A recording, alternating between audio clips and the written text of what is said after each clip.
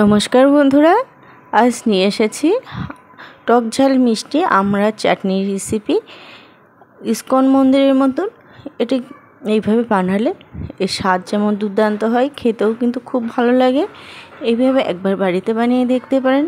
তো এর জন্য প্রথমে আমি কিছু আমড়া নিয়েছি, ওই জন্য 400 গ্রাম মতন হবে। তো আমড়াগুলো ভালোভাবে জল দিয়ে ধুয়ে নিয়েছি।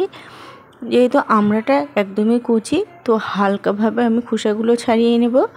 আপনারা চাইলে কিন্তু এখানে খোসাটাও রেখে দিতে পারেন, আর মুখের বুটা অংশটা কেটে ফেলে দেবেন। তো আমড়াগুলো সব এরকমভাবে ছাড়িয়ে নিয়েছি। এরপর একটা পাত্রে আমি নামিয়ে নিলাম। এরপর একটা কড়াই গরম করতে বসিয়েছি।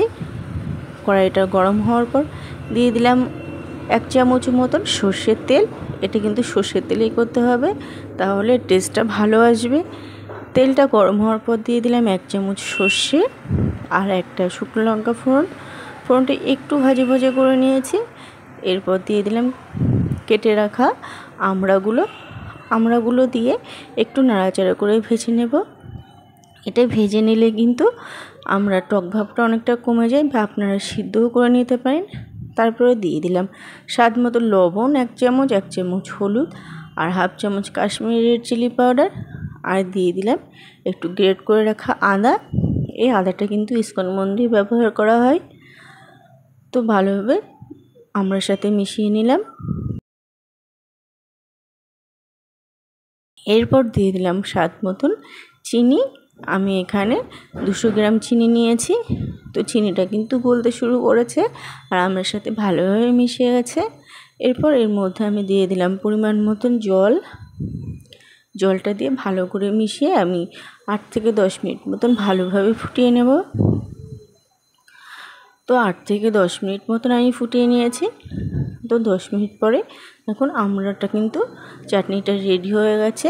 ঝোলটাও একটু মজে এসছে। তো চাটনিটা কিন্তু একদমই রেডি। দেখুন আমড়াগুলো কিন্তু ভালোভাবে গলে গেছে। চিপ দিলে কিন্তু একদমই গলে যাচ্ছে, আর একদমই একটু পাতলা পাতলা ঝোল কিন্তু আমড়া চাটনিতে ভালো লাগে।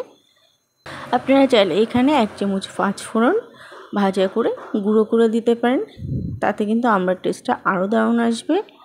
একটা বাটিতে আমি নামিয়ে নিলাম। তো বন্ধুরা, রেডি হয়ে গেল দারুণ স্বাদের আমড়া চাটনির রেসিপি।